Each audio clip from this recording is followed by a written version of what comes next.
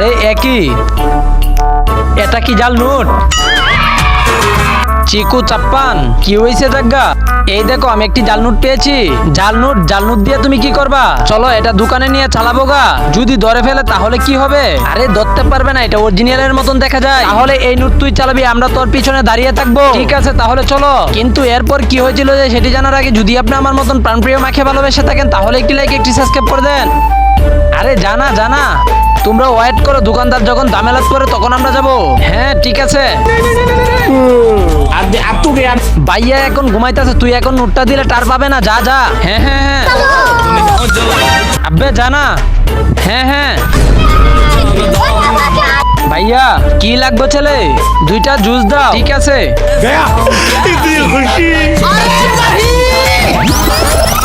এই লোন।